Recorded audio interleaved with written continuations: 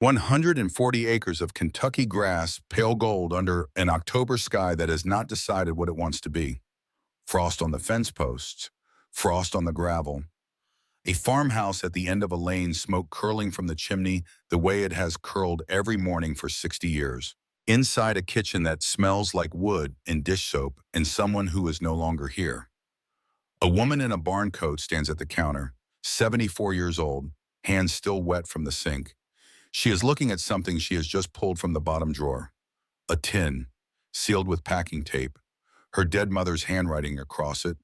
Then gravel, a white Lexus rolling up the lane. No phone call, no warning. The woman at the counter does not move. She knows that car. She has not seen it in 6 years. She sets the tin down slowly. Whatever is coming, it has already started. I stayed 50 years. My sister came back in 3 days and she brought a lawyer. That part came later. On the morning it started, Ramona Aldridge was feeding chickens. She had been up since 5. Barn coat buttoned to the collar, rubber boots laced tight against the October cold, the old feed bucket with the bent handle she had never replaced because it still worked, and that was enough.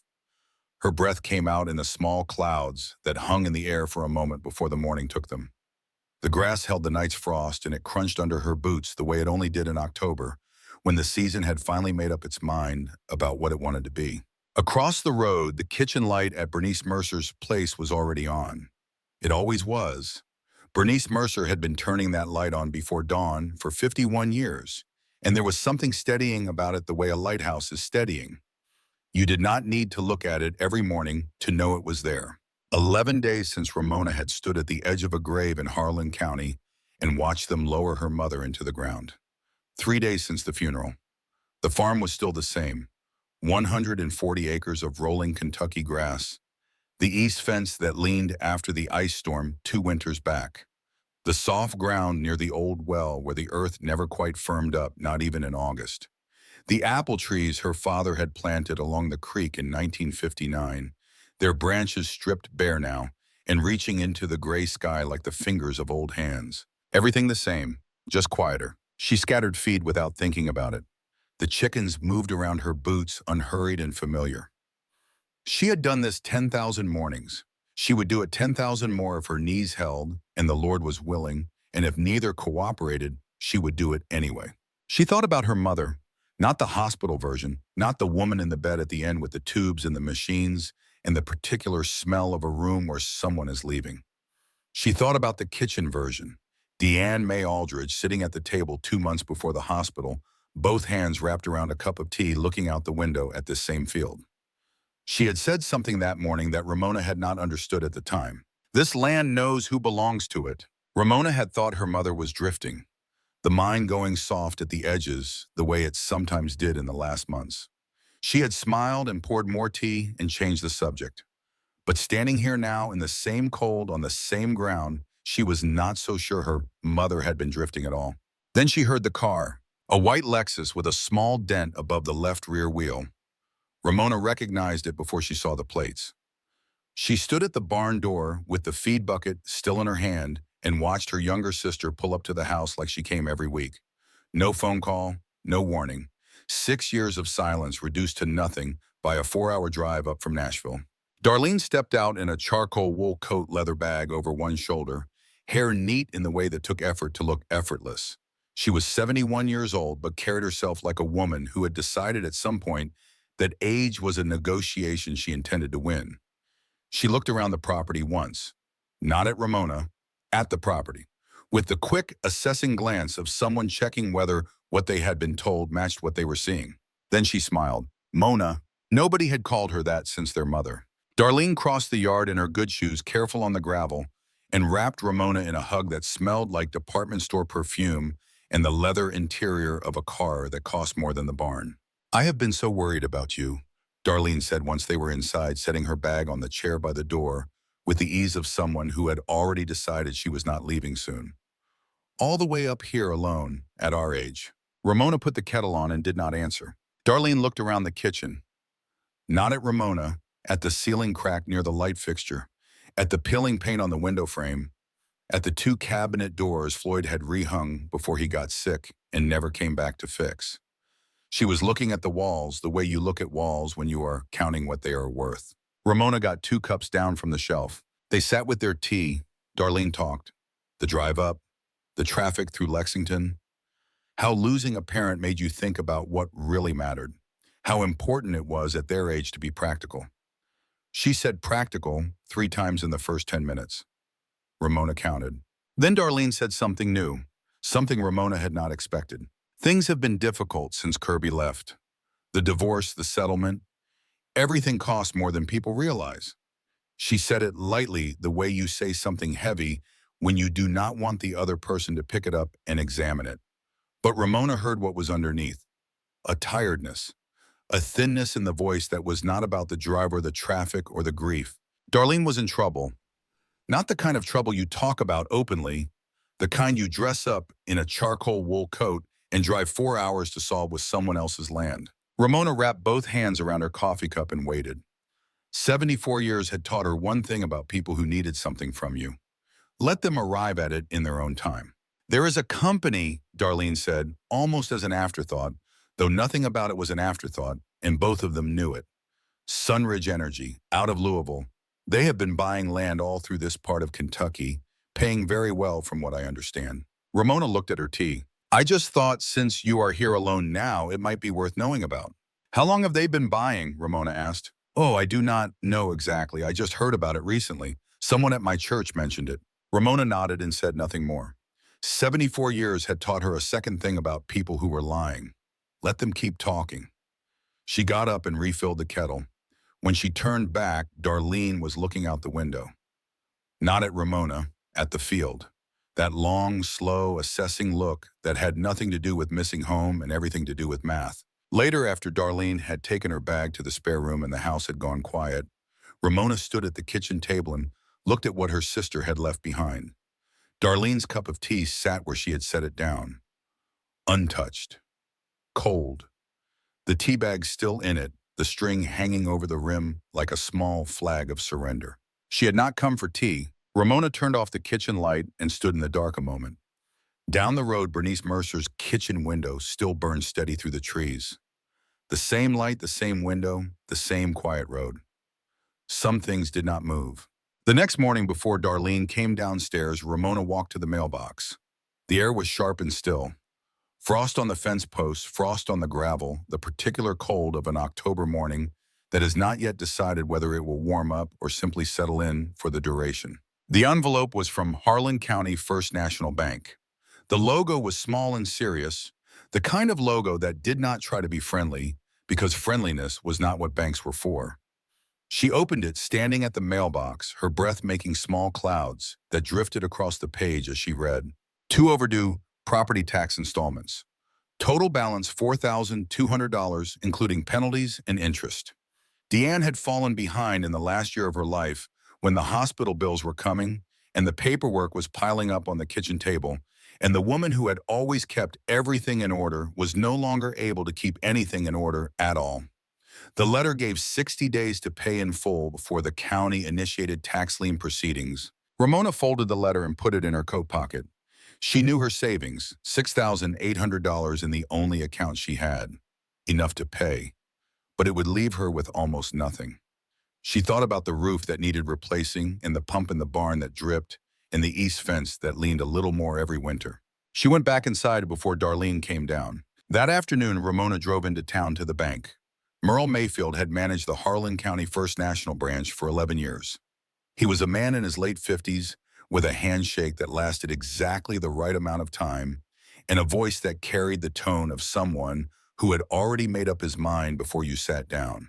His office smelled like carpet cleaner and the faint chemical sweetness of air freshener. He gestured to the chair across from his desk and folded his hands. Mrs. Aldridge, I know this is a difficult time and I want you to know we are here to help. Ramona sat down and said nothing. But I have to be honest with you. That property is becoming a financial burden. The taxes alone, the maintenance, the insurance. At your age, there are better options. Simpler options. Something in town, maybe. Something manageable. Ramona looked at him. He was using almost the exact words Darlene had used the day before. Not similar words, the same words. At your age. Practical. manageable, as if they had both read from the same script or as if one of them had written it for the other. "Who else has talked to you about my farm?" she asked. Merle Mayfield stiffened. It was brief, a flicker across his face that was gone before he rearranged his expression into something professional and unbothered. He smiled the way bankers smile when they want you to feel foolish for asking. "You are misunderstanding, Mrs. Aldridge. This is just procedure. Standard correspondence for overdue accounts." Ramona stood up. She did not pay. She did not sign anything. She picked up her purse and walked to the door and stopped with her hand on the frame. "I will pay when I am ready," she said. "And Mr. Combs, the next time someone asks you to send a letter timed to make an old woman feel cornered, you might consider that old women in Harlan County have longer memories than you expect." She did not wait for his answer. She drove home with both hands on the wheel and the tax letter in her pocket and a feeling in her chest like a gate closing. She was not just facing her sister, she was facing a campaign. And the campaign had been in motion long before her mother was in the ground. Darlene was on the back porch when Ramona pulled in, talking on her phone. Her voice dropped to something too low to hear through the glass when she saw Ramona's truck. But the truck was old, and the windows were thin, and the October air carried sound the way October air does in the country, where there is nothing between you and the next voice but grass and sky. Ramona stood at the kitchen door and heard enough. "Merle says she came in this morning. No, nothing signed. Right, give it more time." She stood there with her hand on the doorknob for a long moment. Merle Mayfield was not random. The tax letter and the Sunridge proposal were not separate events.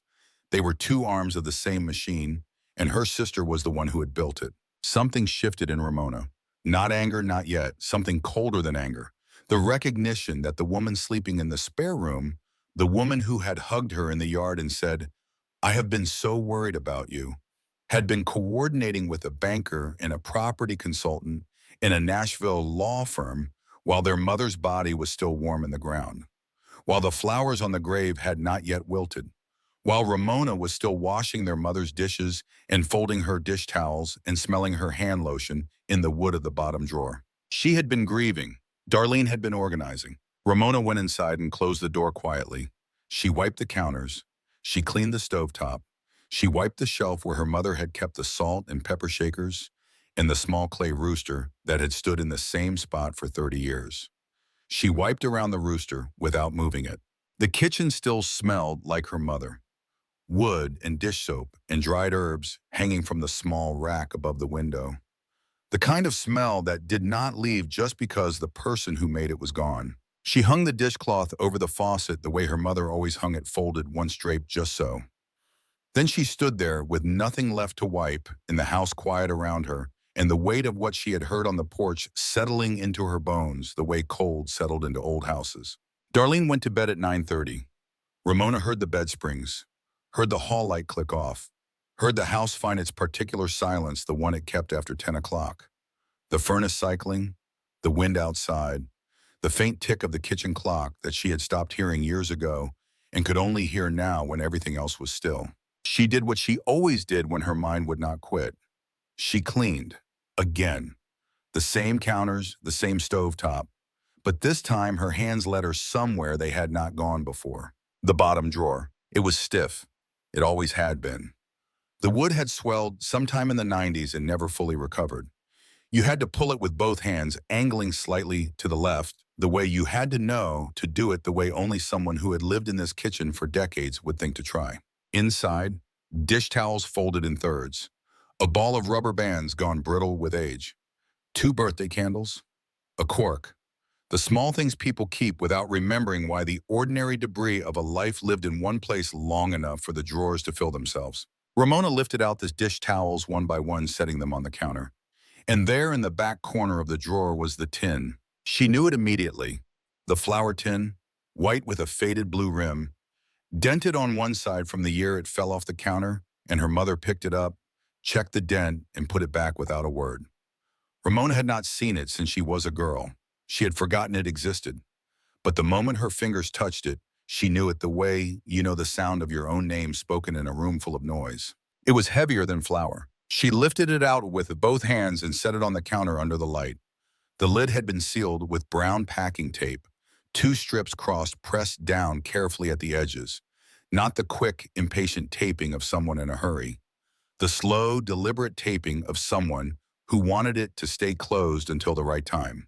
Her mother's handwriting was on the tape, small, neat letters in blue ink, the kind of handwriting that had grown slightly unsteady in the last years but never lost its shape, never lost its certainty. Leah when you need it, not if when. Leah. Her mother had always called her Leah, not Mona, not Ramona. Leah, the name she had chosen from the book of Genesis before her firstborn, was a day old, the name that meant devoted, the name that meant the one who endures. Ramona stood at the counter with her hands on the tin for a long moment. Then she peeled back the tape slowly. The way you open something you are not sure you are ready for. The lid came off. No flour, no baking supplies, no odds and ends. A white envelope lying flat on top of a folded set of papers. The envelope had her name on it, just Leah in her mother's hand. Beneath it, the papers were clipped together with a binder clip folded once down the middle. She set the envelope aside and unfolded the papers first. The top page had a seal at the top, Harlan County Clerk's Office.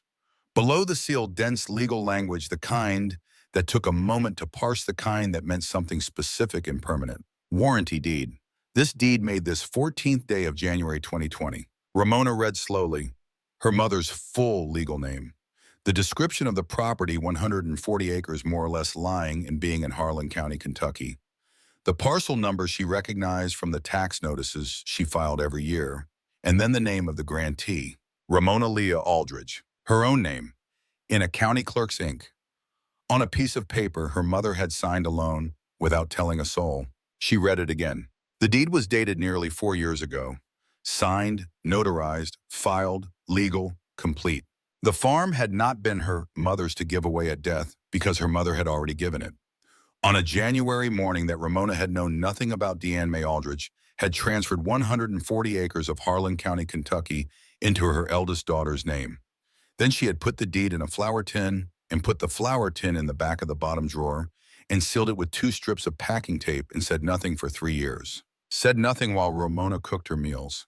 Said nothing while Ramona drove her to the doctor.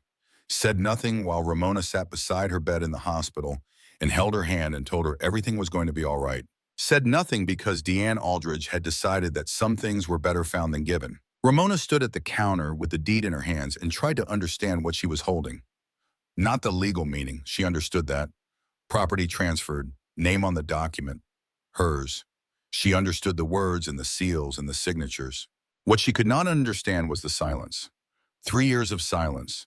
3 years of sitting across the table from her mother, pouring her tea, driving her to the pharmacy, rubbing lotion into the dry skin of her hands on winter evenings, and her mother had known the whole time that the land under their feet had already changed hands, had already been given, had already been sealed in a tin in the bottom drawer and left there like a letter to the future that her mother was not sure she would be alive to deliver. Why had she not said anything? Why had she not sat Ramona down one evening and put the tin on the table and said, "Here, this is yours now. I want you to have it." Why the secrecy? Why the packing tape in the hidden drawer and the note that said, "When you need it," instead of just handing it over? Ramona thought about that for a long time, and then she understood. Her mother had not told her because telling her would have required explaining why. And explaining why would have required telling her about Darlene, about what Darlene had done, about the man and the papers in the afternoon with the curtains drawn. And Deanne May Aldridge had loved both of her daughters enough to protect the younger one from the older one's knowledge, even at the cost of carrying the weight of it alone for 3 years. That was its own kind of love, the kind that cost something, the kind that left marks on the person who carried it, marks that Ramona had mistaken for age and illness, and the natural wearing down of a woman in her final years, when they had actually been the marks of a decision she had made alone in a kitchen on a January morning and never spoken of again. Ramona pulled out the kitchen chair and sat down. She set the tin on her lap, the deed folded back inside it, the envelope still sealed on top. She looked at her mother's handwriting on the front of the envelope, that small, careful Leah, and did not open it. Not yet. The kitchen clock marked the seconds. Outside, the wind moved through the apple trees. A branch tapped once against the window and was still. She thought about Darlene upstairs, about Sunridge Energy out of Louisville, about Merle Mayfield at the bank and his carefully timed letter, about the way Darlene had looked at the fill through the kitchen window, that long, measuring look that had nothing to do with concern for her older sister and everything to do with a number on a page. Darlene did not know. Whatever she had come here planning to do, whatever phone calls had been made to Merle Mayfield, whatever papers had been drawn up by the Nashville law firm, whatever arrangements she had made with Clyde Fairchild or anyone else, whatever version of the future she had already written in her head, on the drive up from Nashville, she had done all of it without knowing that this tin existed, without knowing the land had not been their mother's for 3 years. Ramona sat with the tin in her lap until the kitchen light flickered, once the old bulb stuttering in the cold, and the house settled into quiet around her. She did not open the letter that night. Some things needed mourning. Darlene had papers on the breakfast table before the coffee finished brewing. Ramona came downstairs at 6:30. Her sister was already dressed, pressed slacks, silk blouse sitting at the kitchen table, with a manila folder open and a legal pad beside it. She had made coffee, 2 cups set out. The whole thing had the arrangement of a meeting someone had been preparing for longer than one morning. Ramona poured her coffee and sat down. The folder held 3 pages from a Nashville law firm. Clean letterhead, neat margins. Darlene walked her through it the way you walk someone through something you have already decided, pointing at sections with one manicured finger. Her voice low and careful, the voice she used when she wanted to sound like she was doing you a favor. The farm was aging. The roof on the main house needed replacing. Ramona knew that. The east fence had been leaning for 3 winters. The barn needed electrical work. These were true things, and Darlene said them gently, one after another. The way you lay out stones for someone to walk across. The upkeep alone, Darlene said. At our age, Mona, it is a lot for one person. Ramona wrapped both hands around her coffee cup and said nothing. Sunridge Energy, out of Louisville, $1,200 an acre for parcels over 100 acres. Darlene paused to let the number land. That is close to $170,000, Mona, for land that is not producing anything right now. Ramona took a slow sip of coffee. It was hot and strong and tasted like the morning. I only want to help, Darlene said. That is all this is. Ramona set her cup down. I will think about it. Darlene smiled. A warm smile, a relieved smile. The smile of someone who had been told what they came to hear and was already composing the next phone call in her head. That is all I am asking, she said. Just think about it. I only want to help. That was 3 times now. 3 times in 2 days that Darlene had said, I only want to help. Ramona had learned something about phrases that people repeated. They repeated them not because they were true, but because they needed to be true, and saying them again was the only way to keep them from falling apart. Ramona washed the lunch dishes alone. Darlene had stepped onto the back porch to make phone calls. Ramona stood at the sink with her hands in the cold water, looking out at the field. The grass was brown at the edges, the way it got in October. The apple trees had dropped most of their leaves. Then Darlene's voice rose through the glass. Just for a moment. Just enough. Merle says she came in this morning. No, nothing signed yet, right? Give it more time. Ramona's hand stopped it in the water. She stood very still. The dishwater went cold around her fingers. She did not move until the voice dropped again and the porch was quiet. She dried her hands, folded the towel in thirds, hung it over the faucet. Then she stood at the sink and looked out at 140 acres that had been hers for 3 years, without her knowing it, and she understood with a clarity that settled into her chest like the first frost settles into the ground. She was not facing a sister who was worried about her. She was facing a plan, and the plan had been in place long before their mother closed her eyes for the last time. Darlene left before breakfast the next morning. The note she left on the table was 9 words long. Think about it, Mona. I'm only trying to help. 4th time, Ramona found it when she came downstairs at 6. She read it once, set it on the counter, and put the kettle on. Outside, the sky was the pale gray of early morning frost still on the grass, the apple trees along the creek standing dark against the light. The white Lexus was gone from the drive. An hour later, the mail truck stopped at the box. The envelope was certified, the kind that required a signature, the kind that meant someone had paid extra to make sure you could not say you had not received it. The return address was a law firm on Weston Avenue in Nashville.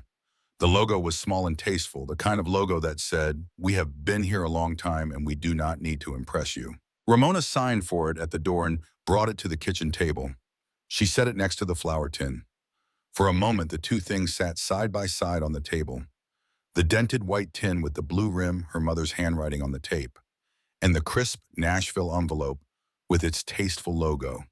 The distance between them was 12 inches of kitchen table. It felt like the distance between two entirely different ideas about what a family was supposed to be. She opened the envelope. 3 pages single spaced, the language dense and careful. The letter requested a review of the estate distribution in accordance with the original will and testament of Deanne May Aldridge, deceased. It noted that any property transactions conducted during a period of diminished cognitive capacity were subject to challenge under Kentucky law. It requested full documentation of any deed transfers executed within the 5 years prior to the decedent's death. Ramona set the letter down. Diminished cognitive capacity. She picked it up again and read that section a second time, making sure she had understood it correctly. She had. Darlene was not calling their mother dishonest. She was calling their mother confused. It was a cleaner kind of lie, the kind that did not require you to say anything ugly out loud, the kind that let you take what you wanted while wearing the face of someone who was only looking out for everyone's best interest. Ramona set the Nashville letter on the table next to the flour tin. She did not sit with it. She did not stare at the pages and let the dreads settle in. She picked up her keys, put on her coat, and drove to the Harlan County Clerk's office. She was there by 9:15. The office smelled like old paper and burnt coffee. A young man at the front desk, Clayton, pulled up the records without difficulty, filed correctly, stamped and indexed, clean as county paperwork got. Ramona was about to ask her next question when a door opened at the back and a woman came out with a stack of folders. Mid-60s, reading glasses on her forehead, moving with the certainty of someone who had known every inch of a room for a very long time. She set the folders down and looked up. "Can I help?" "This is Mrs. Aldridge," Clayton said. "Deed transfer, January 2020. The woman stopped. Her name was Colleen Ashford. She had worked in the Harlan County Clerk's office for 28 years. She was retiring in the spring. "I remember your mother," Colleen said. It was not a pleasantry. It was a statement of fact delivered the way Colleen Ashford appeared to deliver most things, plainly and without ceremony. "She came in on the bus, the Tuesday route." "That is right," Ramona said. "I remember because most people her age, if they are coming in to do something like that, they bring someone with them. A child, a neighbor, somebody." Colleen looked at Ramona steadily. "She came alone. She sat right there at that table by the window and went through the deed line on line before she signed anything. Asked me questions, real questions, not just nodding along." The printer in the back room finished its run and went quiet. "What kind of questions?" Ramona asked. She wanted to know what happened if the transfer was ever disputed. She wanted to know if it would hold up if someone tried to challenge it after she was gone. Colleen paused. "I told her a properly executed warranty deed was about as solid as property law got in this estate. She said, good. Then she asked me about the creek boundary." Ramona's hand tightened on the folder. The creek boundary, the strip of land along the East Fork where her father had put in the apple trees in 1959. The piece her mother had always called the first thing your daddy ever planted on this ground. "She asked me about it 3 times, Colleen said. Different ways, to make sure she understood exactly what was included. That is not a woman who did not know what she was doing." Ramona told Colleen about the Nashville letter. Not all of it. Enough. Diminished cognitive capacity. A challenge to the deed. A law firm retained before their mother was in the ground 2 weeks. Colleen listened without interrupting. Then she turned and went to the filing cabinet at the far end of the room. She came back with a thin folder. Internal records. She opened it on the counter. "I keep notes," she said, "on transactions that might come back. Have for years." The entry was brief: date, property address, names of parties. And below that, in Colleen's careful handwriting, a single line: client independent, unaccompanied, asked detailed questions, reboundary descriptions, and future challenge process. No indicators of confusion or outside direction. Below it, Colleen Ashford's initials and the date, January 14, 2020. It was not a legal document. It was one clerk's handwritten note in an internal file. But it had a date, and it had 28 years of professional credibility behind it, and Colleen Ashford was willing to say in any form what she had written down. "Can I have a copy of this?" Ramona asked. Colleen was already at the copier. She came back with 2 pages and slid them across the counter. "In case you need it," she said in the tone of someone who already knew Ramona was going to need it. Ramona stood at her truck in the parking lot. The morning had warmed slightly. The frost was gone, and a thin sun was working through the clouds over the ridge. She looked at the copies in the folder. Deed filed and confirmed. Colleen's note dated and initialed. Her mother had not just transferred the land. She had built a fortress around the transfer, brick by brick, witness by witness, without telling anyone she was building it. Then she stood at the window and looked out at the field her mother had signed over to her on a Tuesday morning, alone on a county bus, with a purse in her lap and a list of questions in blue ink and a certainty that no lawyer in Nashville would ever be able to touch. The frost had burned off. The grass was pale gold in the afternoon light. It was still hers. Ramona did not sleep. She sat at the kitchen table until the clock passed midnight, then one, then two, with the envelope in front of her and her hands flat on the wood. The house made its night sounds around her, furnace cycling, wind in the eaves, the particular creak of the third stair that happened every night at the same time, as though the house itself was settling into its bones, the way old bodies do. The envelope was not sealed. Deanne had closed it with the flap tucked in the way she closed the envelopes when she wanted them opened easily without tearing.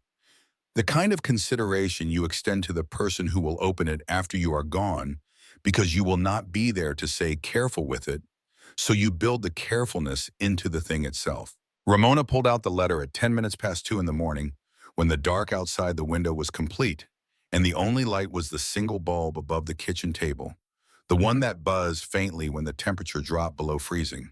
3 pages. Grocery notepad paper.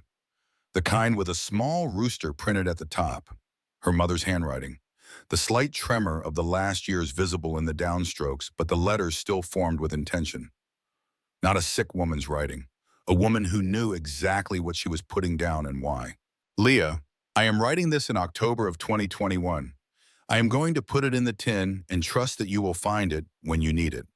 You have always found what needed finding on this farm. There are 3 things I want you to know." Ramona turned the page. The first thing was about Darlene. In October of 2019, Darlene had called to say she was coming for a visit. She arrived on a Thursday afternoon. She was not alone. She had brought a man with her. She introduced him as a friend, someone who worked in property management, someone who just happened to know about land values in eastern Kentucky and thought it might be helpful to have a conversation. His name was Clyde Fairchild. He had sat at the kitchen table where Ramona was sitting now. He laid out papers. He spoke in a careful and reasonable voice about how the land was aging, how the taxes would only go up, how there were companies paying good money for agricultural parcels in the county, and how it would be prudent to arrange things while Deanne was still able to make her own decisions. Prudent. That was his word. The word people use when they want to dress up pressure in a suit and tie. Darlene had sat beside him and said nothing. She had not needed to say anything. The presentation had been prepared in advance. The roles had been assigned. Clyde talked. Darlene sat. And Deanne was supposed to sign. Deanne had not signed. She thanked the man. She showed him to the door. Then she sat in the kitchen alone for a long time with the curtains drawn. "I did not tell you," the letter said. "I did not tell you because I did not want you to hate your sister. I still do not want that, but I want you to understand what happened because you deserve to understand it." Ramona stopped reading. She set the page down on the table and looked at the dark window. Her own reflection stared back at her. An old woman in a barn coat at 2 in the morning with a letter from her dead mother and a feeling in her chest that had no name she knew. She turned to the second page. The second thing was about the deed. 3 months after Darlene's arrest in January of 2020, Deanne had taken the Tuesday bus to the county seat, the small route that ran twice a week from the Crossroads store into Harlan, the one the older residents used when they did not want to ask anyone for a ride and did not want anyone asking where they were going. She had gone to the county clerk's office and asked about the process for transferring property by warranty deed. The clerk explained it. Deanne thanked her, went home, and called Boyd Truesdale's office. She made an appointment for the following Tuesday. "I transferred the deed into your name on the 14th of January, 2020, the letter said. "It is filed at the county clerk's office. I have put a copy in this tin. The land is yours, Leah. It has been yours for 2 years. I did not tell you because I did not want you to feel like I was making a decision about the future before I had left. But I also could not leave without making it. Then a line that Ramona read twice and would carry with her for the rest of her life. I did not do this to punish Darlene. I did it because the person who stays should have something left when the staying is done. Below that, Deanne had written a paragraph that was not in the original flow of the letter.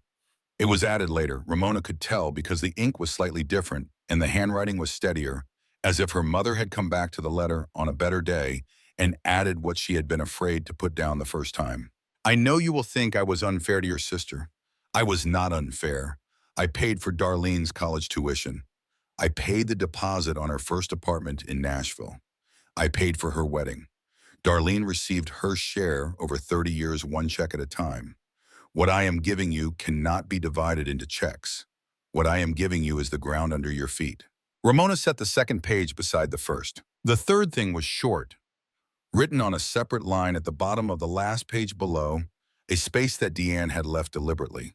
A paragraph of white between what came before and what came last.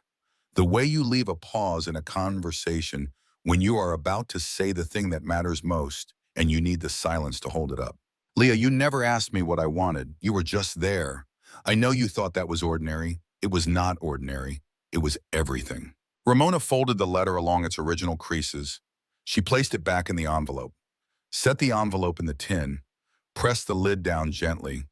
Then she carried her untouched cup of tea to the sink and poured it out and rinsed the cup and set it upside down on the drying rack and stood there with her hands on the edge of the counter and her mother's words sitting in a place inside her chest that she could not name. She cried, not loudly, hands flat on the counter, the way you cry when you are 74 and alone in a kitchen at 2:30 in the morning, and the person who loved you most in the world is gone, and the proof of it is in a tin on the counter, and there is no one to hear you, and you would not want them to hear you, even if there were.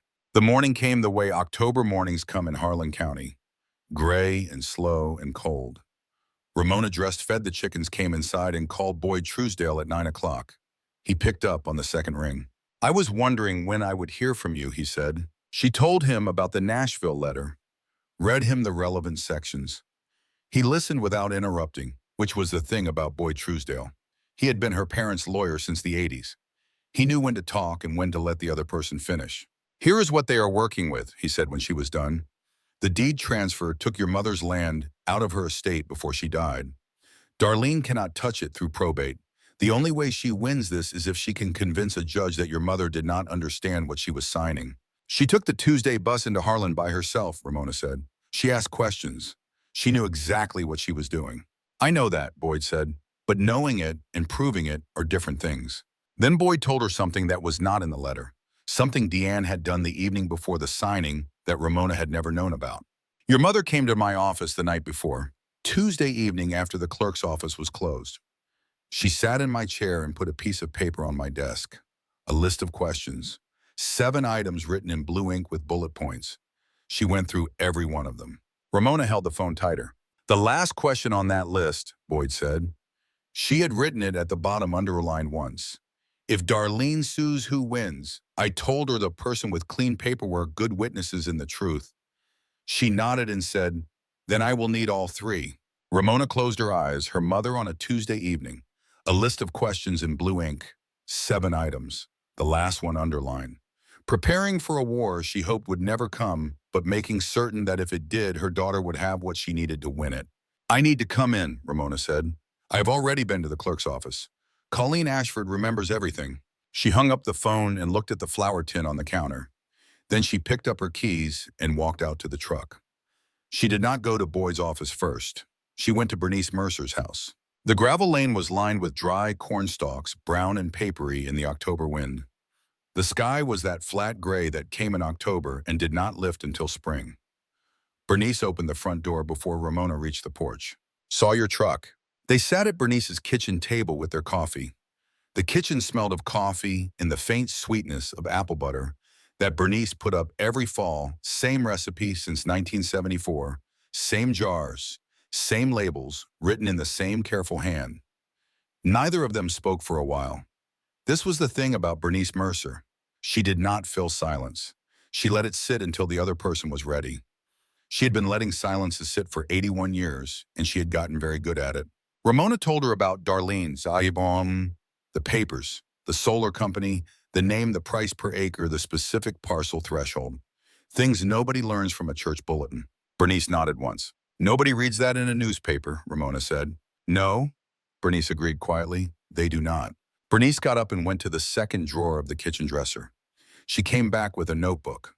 Small, brown leather cover gone soft with decades of handling. The kind sold at the farm supply store in town for $1.49.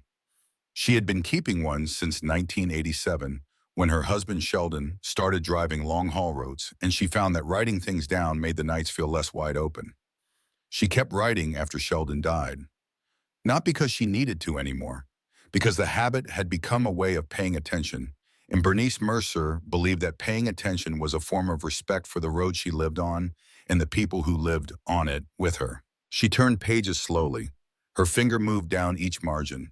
Short entries, dates, small observations. She stopped at a page near the back, a section marked in pencil 2019.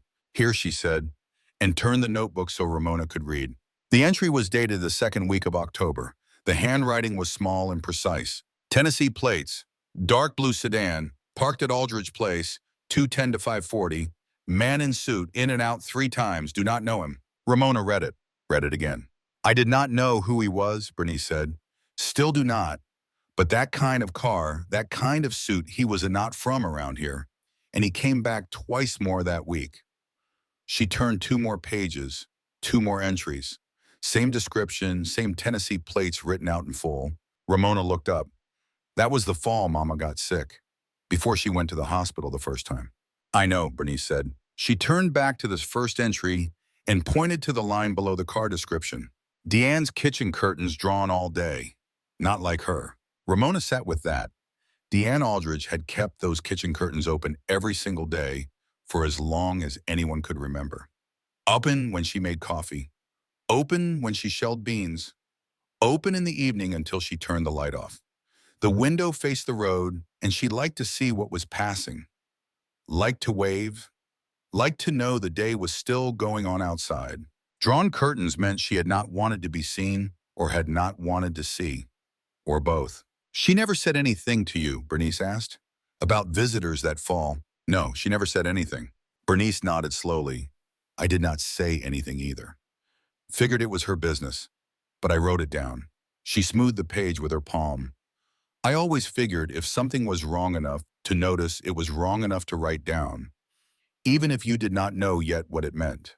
Then Bernice told Ramona something else. After the man left the last time that week, Bernice had walked the fence line the way she did in the evenings. She saw Deanne standing on the front porch alone, watching the road where the car had gone. Then Deanne went inside.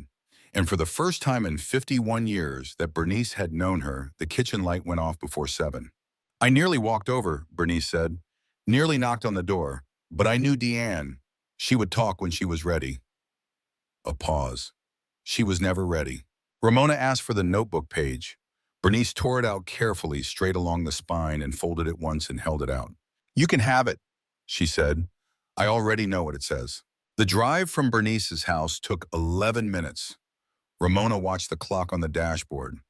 Not to time the drive, because her eyes needed somewhere to rest that was not the road, not the dry fields going gray, not the torn notebook page folded on the passenger seat. When she pulled into the farm lane, there was a car in front of the house. Not Darlene's white Lexus, a black sedan, Tennessee plates. A man stood on the porch, mid-50s, salt and red pepper hair, gray suit, no tie.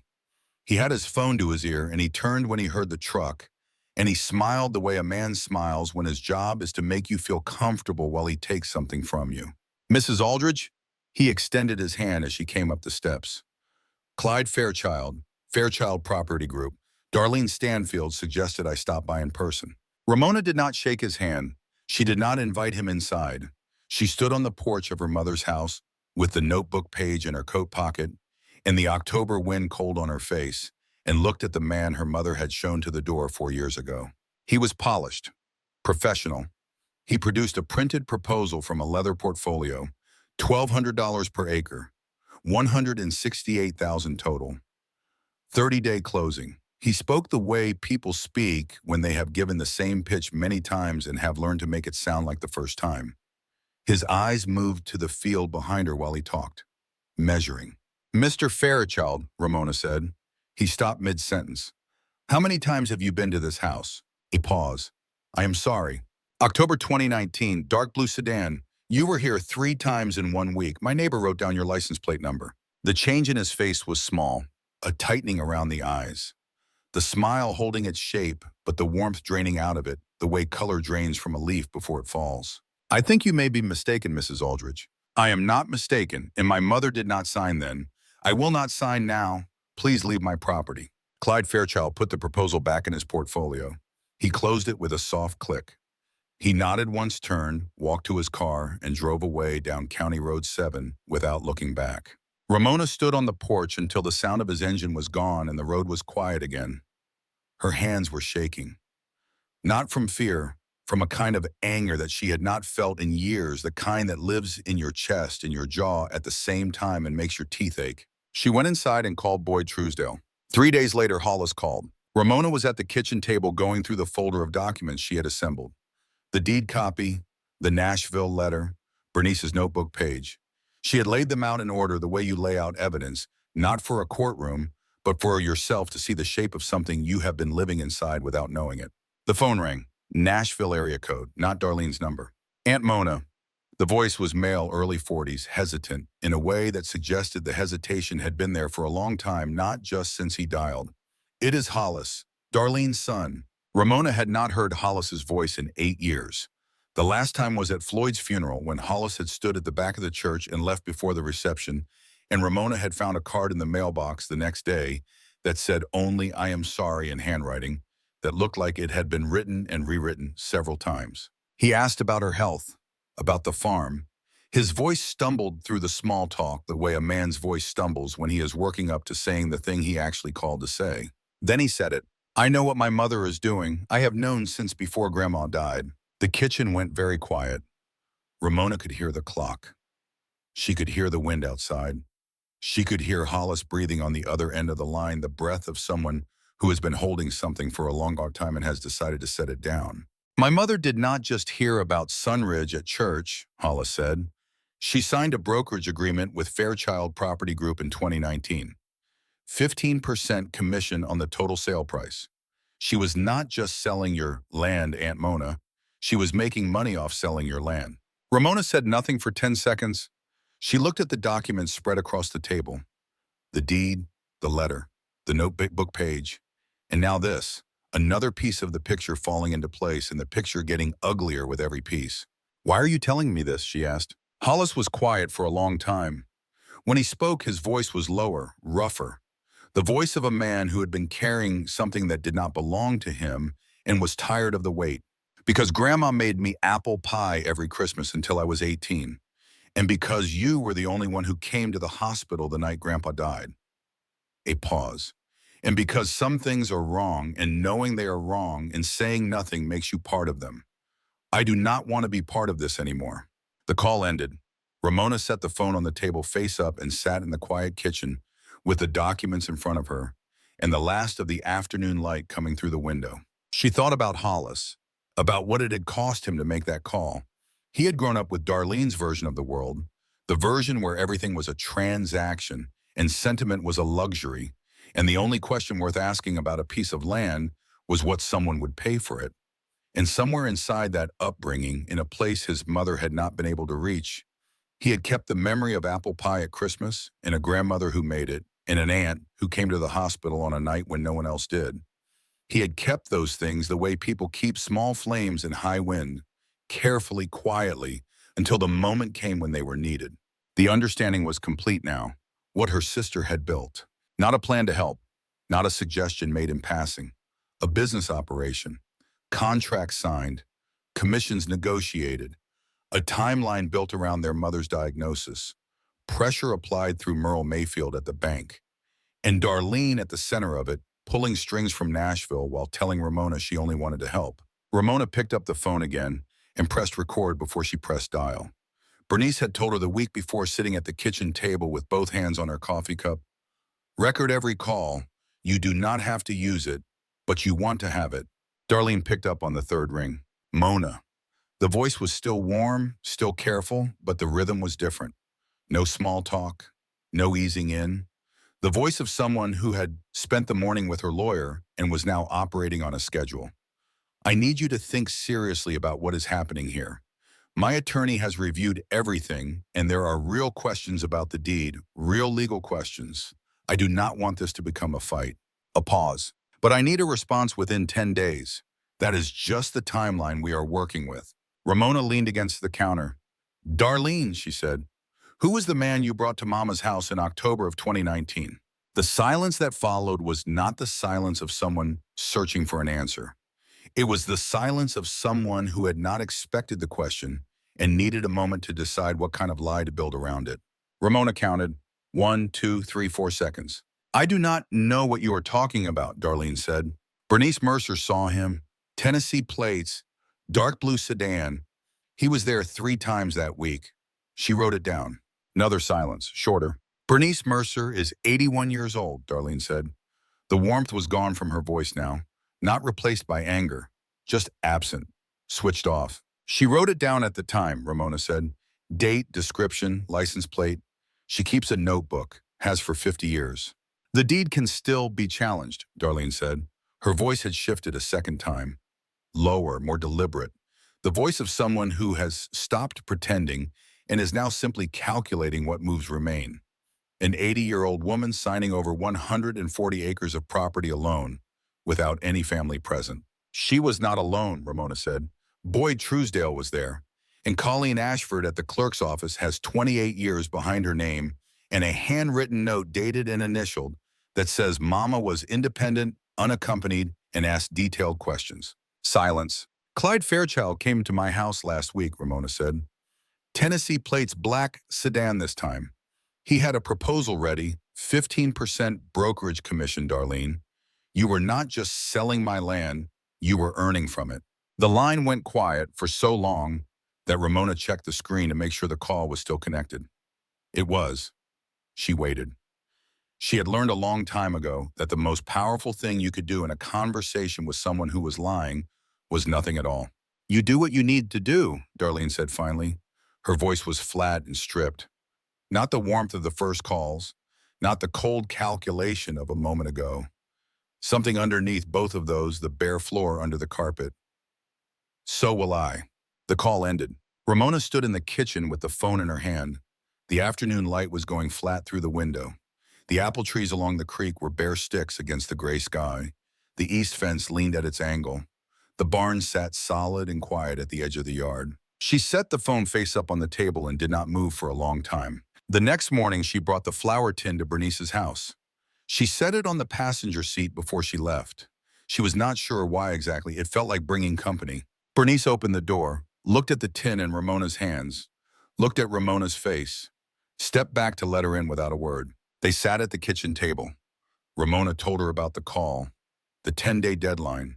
Darlene's silence when confronted with the notebook entry, the shift in her voice when Ramona mentioned the brokerage commission, the last thing Darlene had said before hanging up. Bernice listened the way Bernice always listened, still, unhurried, both hands on her cup. When Ramona finished, Bernice looked at the flour tin on the table between them for a long moment. There is something I should have shown you the other day, she said. I did not think of it until after you left. She went to the back of the house. She came back carrying a second tin, smaller than Ramona's, square, with a paper label gone brown at the edges, the kind that had held hard candy at some point decades ago and had since been kept because throwing it away felt like throwing away a small promise you had made to yourself about keeping things that might matter. She set it on the table next to the flour tin. After that man left in 2019, Bernice said, sitting back down, I walked the fence line the way I do evenings, and I found something on the ground near the gate post, an envelope, already open, must have fallen out of his coat or his car when he was getting in. She touched the lid of her tin. I picked it up, figured I would get it back to him somehow.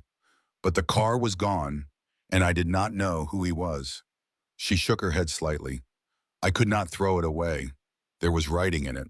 She opened the tin. Inside, folded once, was a single sheet of paper. Printed, not handwritten, yellowed slightly at the fold lines from sitting in a closed space for 5 years. Bernice slid it across the table. Ramona unfolded it carefully. It was an email. Printed out. The header showing a sent date in September of 2019. The sender address belonged to a property consulting firm in Nashville. The recipient line showed a name Ramona did not recognize. The sender line showed Darlene's personal email address, the one she had used for 20 years. Ramona read slowly. The email discussed a property in Harlan County, Kentucky, 140 acres. Agricultural classification, road frontage on County Road 7. It discussed the owner, described as elderly, widowed, in declining health, no CO decision makers present. It discussed a proposed visit the following month to present documentation and facilitate a signing. And then near the bottom two sentences, I'm prepared to move quickly on this. We need to get the paperwork completed before her health situation changes. Ramona set the page down on the table. Before her health situation changes. Deanne had been diagnosed in the spring of 2019. Stage 3. The family had been told in June. Darlene had been on the phone with Ramona when the doctor called. She had driven up from Nashville the following weekend. She had sat at the kitchen table and held their mother's hand and cried. And then she had gone home and looked at a calendar and calculated how many months her mother had left and written an email that said, before her health situation changes. 2 tins sat on Bernice Mercer's kitchen table. One held a dead woman's love. The other held the proof of what her youngest daughter had been willing to do with the time her mother had left. Bernice got up and refilled both cups without being asked, set the pot back on the burner, sat down again. She did not reach over and touch Ramona's hand. She did not offer words about how terrible it was. She just sat there across the table the way she had been sitting across from Ramona for 40 years and let the silence hold whatever it needed to hold. What are you going to do with it? Bernice asked. Ramona looked at the printed email on the table. She thought about Boyd Truesdale and the deed and Colleen Ashford's note and the recording on her phone. The email was not courtroom evidence, found on the ground. No chain of custody. Any lawyer would dismiss it in 30 seconds. But that was not what it was for. It was for the complete picture.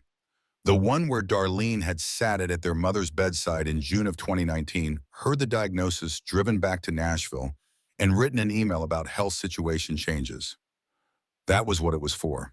I'm going to send it to her, Ramona said, with a letter, just a short one. Bernice nodded slowly.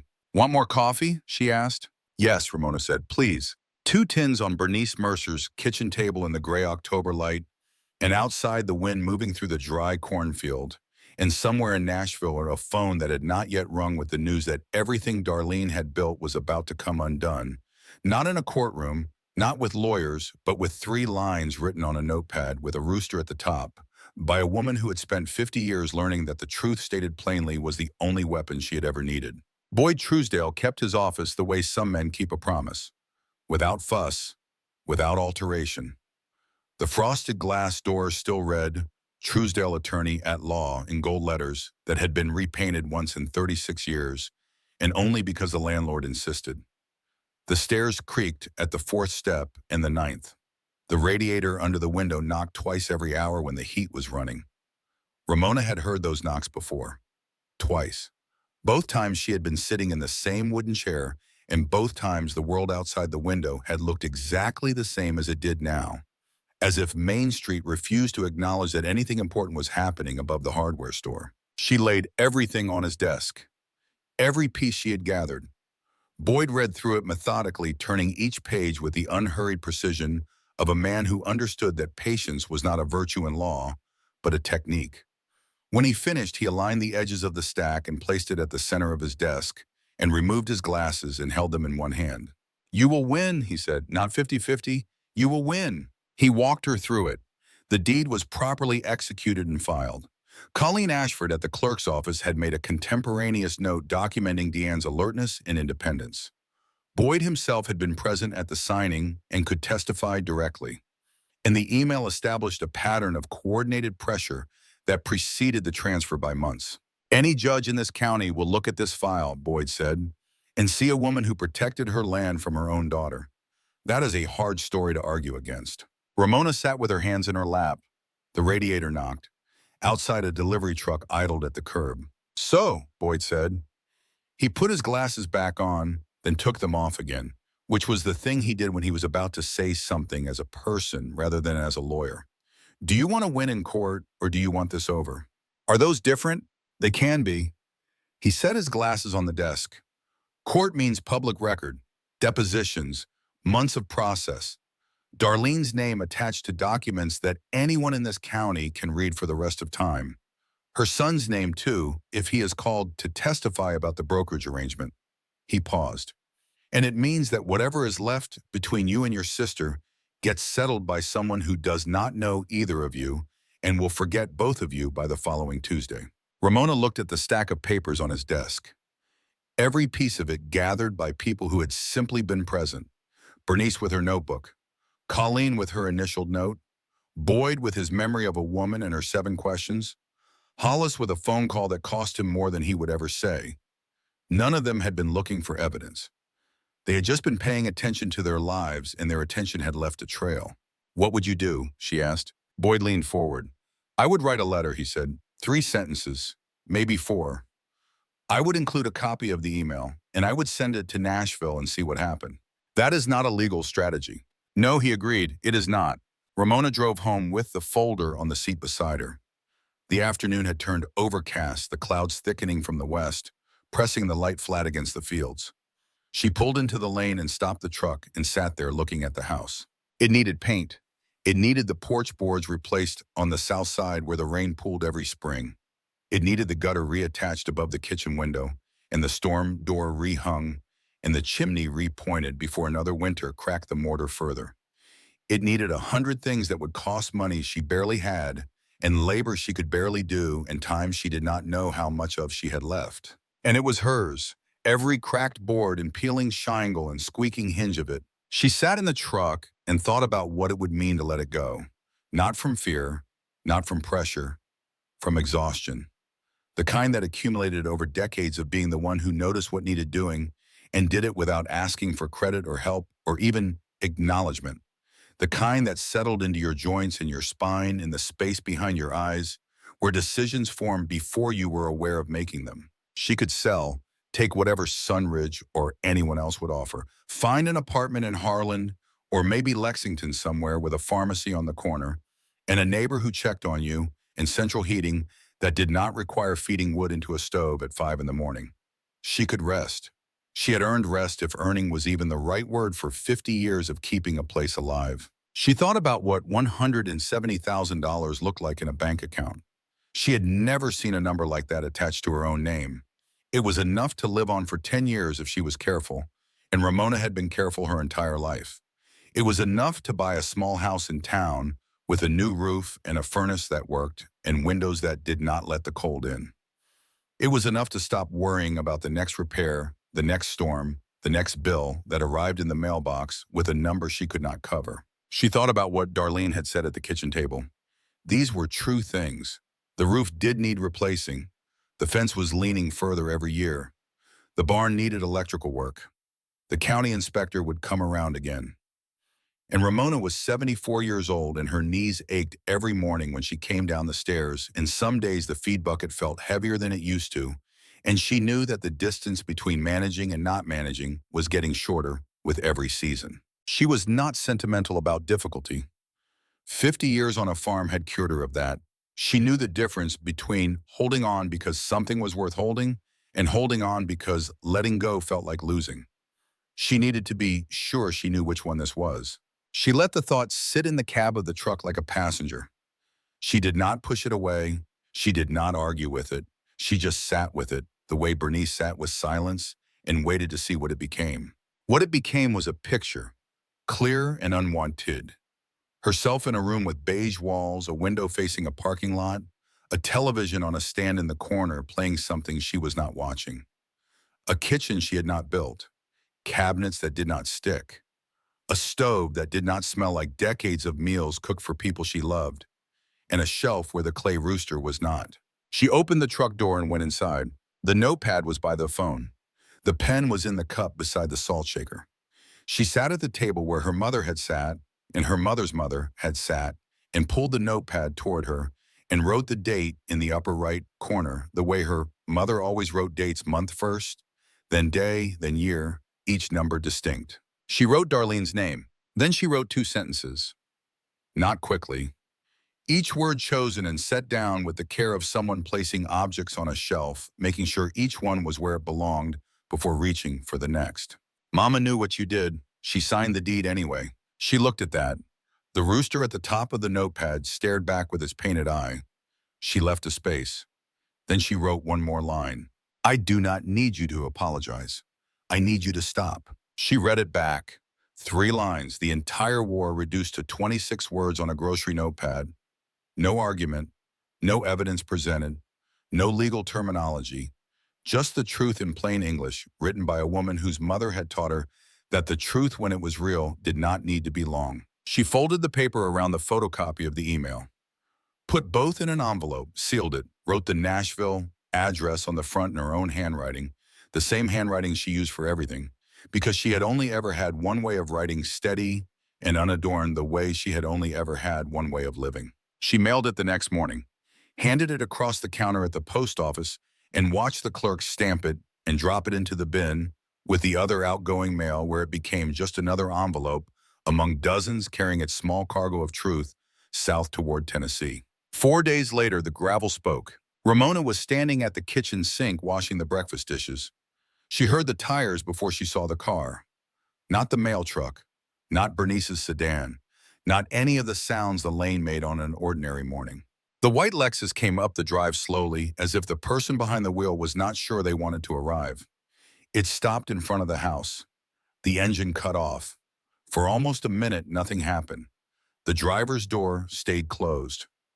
Ramona stood at the window with a dish towel in her hands and watched her sisters sit in the car with both hands on the steering wheel, not moving, not getting out, just sitting there the way Ramona had sat in her own truck 4 days earlier, trying to find the version of herself that could do what needed to be done. Then the door opened. Darlene stepped out in a coat Ramona had never seen. Dark blue, simple, nothing like the charcoal wool from the first visit. No bag, no folder, no phone in her hand. She stood beside the car and looked at the house, and her face held something Ramona had to study for a moment before she recognized it, because it was so unfamiliar on her sister's features that it took time to place. It was not calculation. It was not warmth.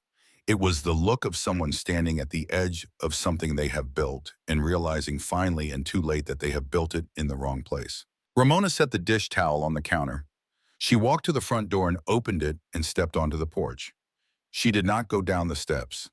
Darlene did not come up them. They stood with 8 feet of October air between them and the farm spreading out behind Ramona and the road back to Nashville behind Darlene, and for a long time neither of them said anything at all. I got your letter, Darlene said. Ramona nodded. 26 words. Darlene almost smiled, almost, the ghost of something that might have been humor in a different life. Mama would have used 3 pages. You used 26 words. Mama had more to explain, Ramona said. I did not. Darlene looked past Ramona at the kitchen window, at the sill where the flour tin sat. She could not have seen the tin from where she was standing, not from the yard, not through the glass at that angle. But something in her face suggested she knew it was there, the way you know certain things about the house you grew up in, even decades after you have stopped living in it. I was broke, Mona. The word landed on the gravel between them with a weight that surprised them both. Darlene had not planned to say it that way. Ramona could tell because Darlene's hands went to her coat pockets immediately after the reflex of someone trying to retrieve something they have just dropped. But the word was already out. After Kirby, the lawyers took everything that was left. I sold the jewelry, I sold the car, and leased the Lexus because I needed people to think I was still who I used to be. I was 71 years old and I was pretending. She stopped, swallowed, continued. And I would lie in bed at night in that apartment thinking about this farm. 140 acres just sitting here, not earning anything, not being used. And you up here alone feeding chickens and fixing fences, and I would think she does not even know what it is worth. She does not even see it. Ramona stood very still on the porch. But that is not true, is it? Darlene said. It was not a question. You see it. You have always seen it. You just see something different than I do. Ramona came down one step. Just one. "What do you see?" she asked. Darlene was quiet for a long time. The wind moved through the field. A crow lifted off from the fence line and crossed the gray sky and disappeared over the tree line. "I see what I lost," Darlene said. "I see the porch where Daddy used to sit after supper. I see the kitchen where Mama taught me to make biscuits, and I burned every single batch," and she laughed, and we started over. "I see the field where you and I caught lightning bugs in mason jars that one summer. The summer I was 5, the summer before I decided I wanted to be somewhere else." She paused. "I see all of that, and then I see a number, and the number is louder." Ramona came down another step. She was close enough now to see that Darlene's eyes were red and that her mascara had run and been wiped away and reapplied and run again, the evidence of a 4-hour drive spent arguing with yourself. "You could have told me," Ramona said. "All of it, the debt, the apartment. You could have called and said, 'I need help.' I know. I would not have given you the farm, but I would have figured something out. We would have figured something out." "I know that too." Darlene's voice was barely above a whisper. "But I was not looking for help, Mona. I was looking for a solution that did not require me to admit I needed help. And the difference between those two things is the difference between you and me. It has always been the difference." They stood there, two women in their 70s on the gravel and the porch boards of the house their parents built. The same house, the same land, the same family name, and the distance between them not 8 feet but 30 years of choices that had accumulated into a chasm that neither of them had the engineering to bridge. "She stopped calling me," Darlene said. Her voice changed. Dropped into a register Ramona had never heard from her, raw and unprotected, the voice of the 5-year-old who had burned the biscuits. "After that October, after I brought Clyde to the house, she answered when I called. She was polite. She asked about the weather, but she never picked up the phone and called me first. Not once in 3 years. And every Sunday I would look at my phone and wait, and it would not ring, and I knew why, and I could not say anything because saying it would mean admitting what I had done. So I just kept calling, every week, into the silence." Ramona gripped the porch railing. She had not known this. Deanne had never mentioned it, had never said that she stopped calling Darlene, had never explained why, had never let Ramona see that particular wound or the particular punishment she had chosen for it. Deanne had carried it alone, the way she carried everything quietly in a drawer nobody else opened. "I am withdrawing everything," Darlene said. "The challenge, the lawyers, the claim, all of it." "I know," Ramona said, and then she caught herself. "I mean, I hoped you would." Something moved across Darlene's face. Not quite a smile. Something older than a smile and more fragile.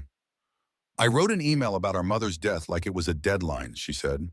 "I read those words in your letter, and I thought that is not who I am. And then I thought, yes, it is.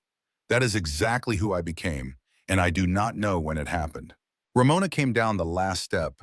She stood on the gravel 4 feet from her sister, close enough to reach out. She did not reach out. Some distances were not meant to be closed with a gesture. They were meant to be acknowledged and left alone and allowed to become whatever they became over time, which might be smaller or might be the same, and either way was not something you could force. "I am not going to tell you it is all right," Ramona said, "because it is not all right. What you did to Mama in that kitchen, bringing that man, showing her papers while she was sick, that is not all right." Darlene nodded. Her chin trembled once. "But I am not going to carry it either," Ramona said. "You did what you did.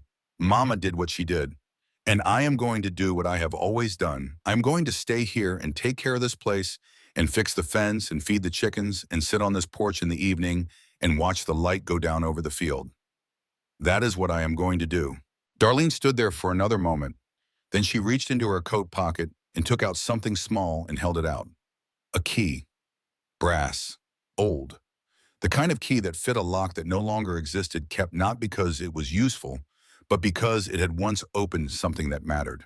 "Mama gave this to me when I left for Nashville," Darlene said. "Front door key. She said this is so you always know you can come back. I have had it in my jewelry box for 30 years. Ramona looked at the key in her sister's open palm. "I do not think I can come back," Darlene said. Not the way she meant, but I do not want to keep carrying it and pretending that I can. Ramona took the key. It was warm from Darlene's hand. She closed her fingers around it and felt the teeth press into her palm, small and precise, the shape of a door that had been unlocked for 30 years by a woman who never stopped waiting. Darlene turned and walked to the Lexus. She opened the door. She stopped. "The apple trees," she said without turning around. "Are they still the same ones Daddy planted?" "Yes," Ramona said. "Every one of them." Darlene got in the car. She pulled out of the lane and turned south on County Road 7. Ramona stood in the gravel and watched the white car grow smaller and smaller until it reached the curve past the Mercer place and disappeared behind the tree line and was gone. She stood there for a while after that, holding the key, listening to the quiet that comes after a car leaves, the particular quality of silence that is not absence but presence, the sound of everything that remains after the leaving is done. She looked down at the brass key in her palm. 30 years. Her mother had given this key to a 21-year-old girl heading south on Interstate 65 with a suitcase and a certainty that anywhere was better than here. And Darlene had kept it. Through 2 marriages, 3 apartments, a condo, a divorce, and a rented 2-bedroom on West End Avenue. She had kept this key through everything she had gained and everything she had lost, and she had carried it back here today and put it in Ramona's hand because she finally understood that the door it opened was not a door she could walk through anymore. Some returns were permanent, some goodbyes were too. She went inside and set the key on the windowsill beside the flower tin. 2 things from Deanne, the deed and the key, one given to the daughter who stayed, one given to the daughter who left.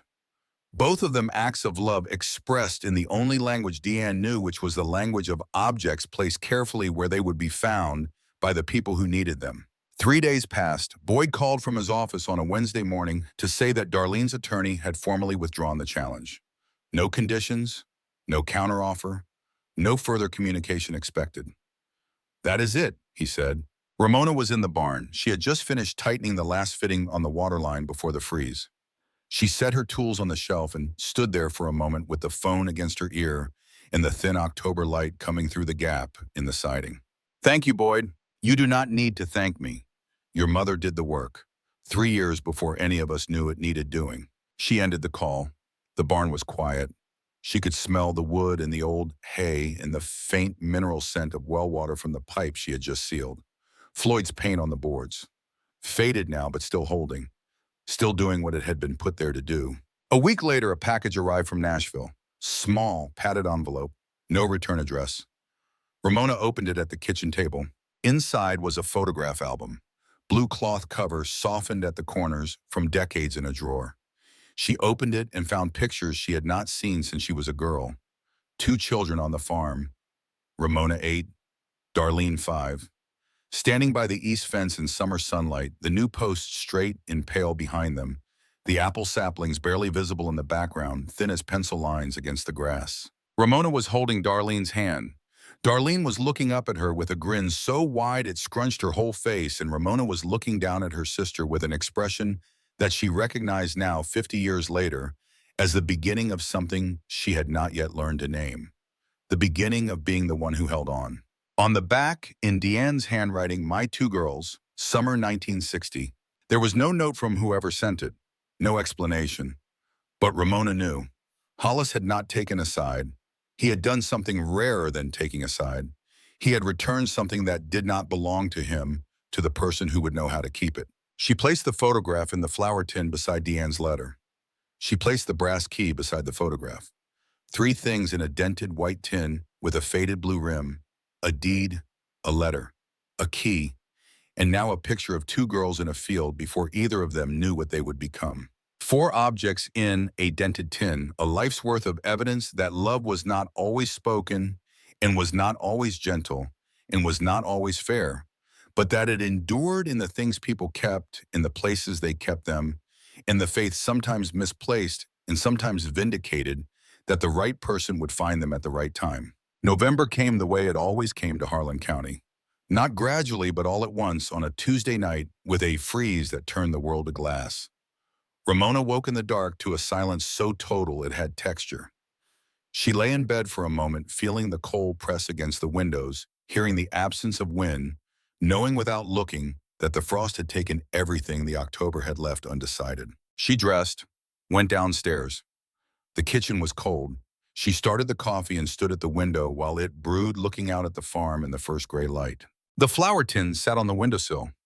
She had placed it there weeks ago in the narrow band of morning light that came through the glass between 6:15 and 7:30, the light that moved across the sill as the season turned and would be gone entirely by December.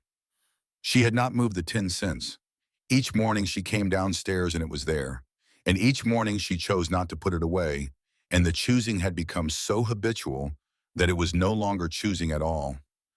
It was just where the tin lived now, in the light, in the open. She poured her coffee, pulled on the barn coat, took the feed bucket from the hook by the door and went outside. The yard was transformed, every surface glazed and gleaming in the early light, the fence posts wearing caps of ice, the gravel locked solid underfoot, the air so cold it felt like breathing something clean and sharp, something that had been stored somewhere high and far away and released all at once onto this particular piece of ground. She fed the chickens. They emerged from the coop with the cautious indignation of creatures who had not asked for winter and did not approve of it. She scattered feed and watched them peck at the frozen ground and felt the old rhythm of it, the rhythm that had carried her through 50 years of mornings on this farm, through Floyd's death and her father's death and her mother's death and everything in between. The rhythm that said the day has started. You are here for it. She turned back toward the house with the empty bucket and stopped. Bernice Mercer was on the porch. She was sitting in the chair beside the front door. The chair that caught the early sun when there was sun to catch, and that on mornings like this one simply caught the cold and held it without complaint. She had a cup of coffee in both hands. Her good winter coat, the navy one with the brass buttons that she had worn to Sheldon's funeral and every important occasion since.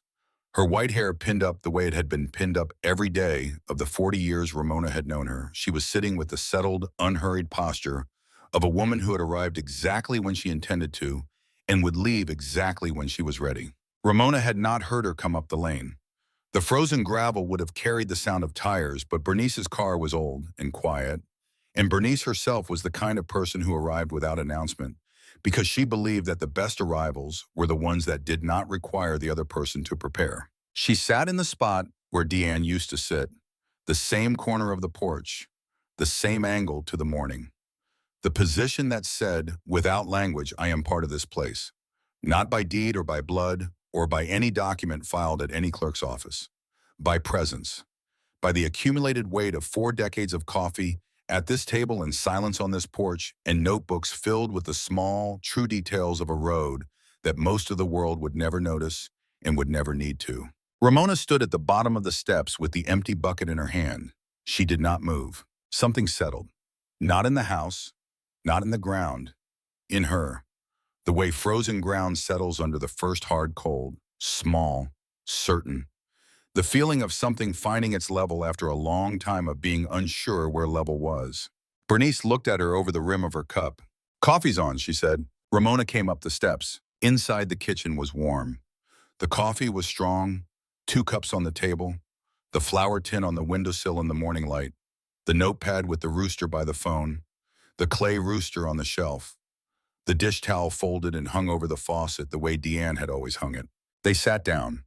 Outside the window, the field stretched away under the November sky, the apple trees bare along the creek, the east fence leaning at its familiar angle, the barn solid and quiet, 140 acres of pale grass going all the way to the tree line.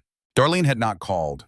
Ramona did not know if she had read the 3 lines, did not know if the photograph album had been Hollis's idea or something else, did not know if the story Darlene told herself about what happened had changed or stayed the same, adjusted at the edges the way Darlene adjusted things that did not fit her version of how the world was supposed to work.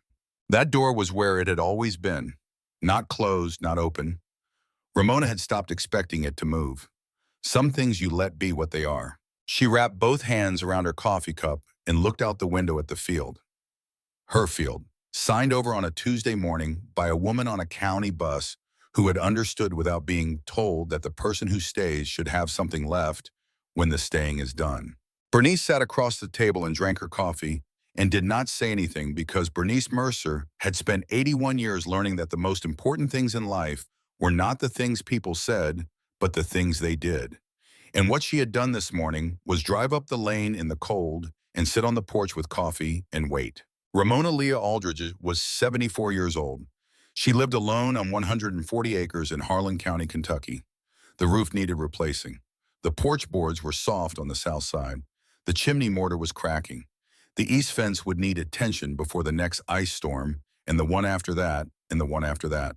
She was not going anywhere. She picked up her coffee and took a long sip and set the cup down and looked across the table at the woman who had been her neighbor for 40 years and her witness for 3 weeks and her friend for all of it. "What are you doing today?" Ramona asked. Bernice considered this. "I thought I might sit here a while," she said. "Then I thought I might go home and write some things down." Ramona nodded. "Good," she said. "Somebody should." Outside, the November sun cleared the ridge, and the frozen field blazed white and gold, and the apple trees held their ice, and the fence held its lean, and the barn held its paint, and the house held its ground, the way it had held its ground for 60 years, not because it was strong, but because someone had always been there to tend it, to notice what needed mending, to fix what could be fixed, and live with what could not, and understand that the difference between the two was not weakness, but wisdom. The flower tin sat on the windowsill where the morning light came in first. Ramona did not put it away. Some things earn their place in the open, and so do the people who kept them.